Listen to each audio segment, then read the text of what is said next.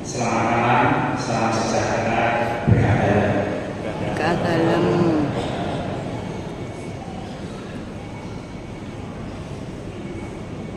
Gereja Santa Antonius Padua Surabaya di Surakarta ini telah menyelenggarakan beberapa kali misa Imlek.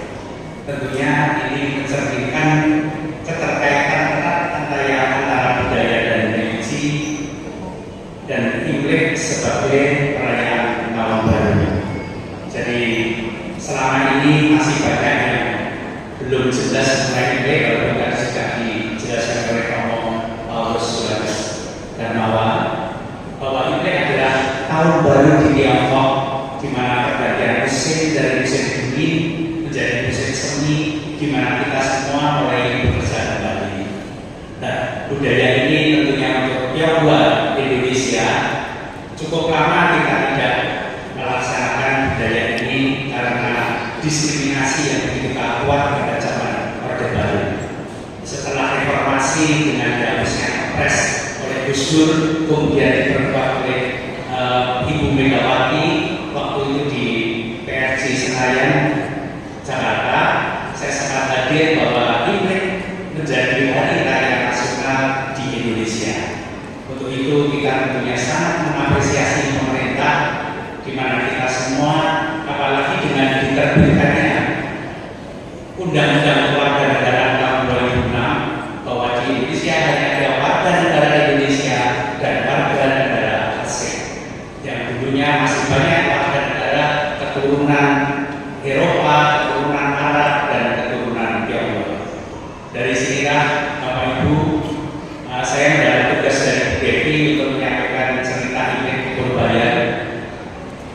Saat itu kami setelah reformasi beberapa organisasi Tionghoa di Solo membentuk panitia bersama Imlek, dan kami mulai merayakan Imlek yang waktu itu diizinkan oleh Pak Jokowi dan Pak Rudi untuk melaksanakannya di Balai Kota Surakarta.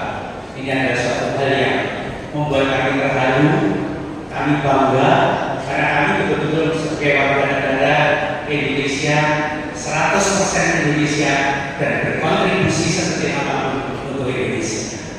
Inilah yang membuat kami merasa bahwa Imlek sebagai budaya ini harus tetap kita lestarikan agar memperkaya budaya Nusantara. Untuk itu kami sering komunikasi dengan Pak Thomas pada waktu itu.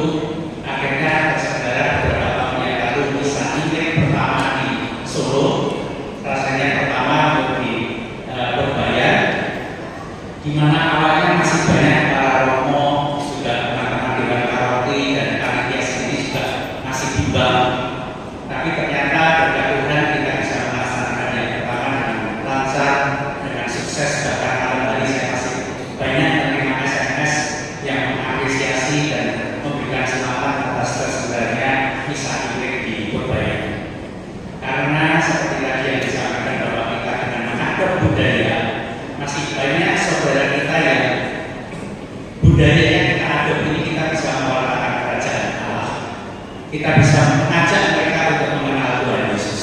Karena selama ini masih banyak saudara kita yang budaya yang kita adop ini masih belum mengenal Tuhan Yesus.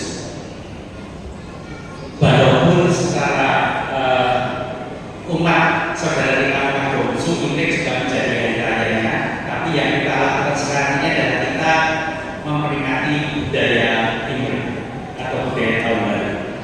Gereja Surabaya didirikan pada tahun 1916, memiliki sejarah panjang dalam mengakomodasi berbagai tradisi budaya dalam perayaan liturgi. Dengan demikian, misa Imlek di Gereja Surabaya tidak hanya menjadi wujud penghormatan terhadap tradisi Tionghoa, tetapi juga simbol harmoni antara iman Katolik dan budaya setempat.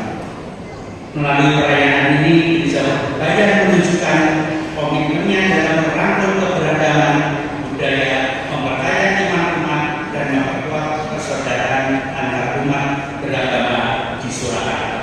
Mari kita jaga kota kita sebagai Wong Solo, kita berkontribusi, karena kita tentunya sudah merasakan 3 tahun setelah pemerintah kota memberikan ruang dan kesempatan yang sama untuk merayakan merayakan semua religi di Bali Kota.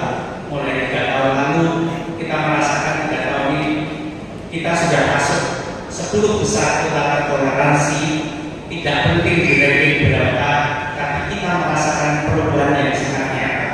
Dan ini tentunya bukan pekerjaan 1-2 orang, tapi adalah kerja nyata kita semua berkontribusi nyata sebagai Wong Solo untuk membawa Solo ke depan lebih toleransi, lebih bineka. Untuk itu semangat tahun Bali Imlek 1 Januari 2576. Semoga di tahun ulang tahun ini semua semakin sehat dan senantiasa terberkati.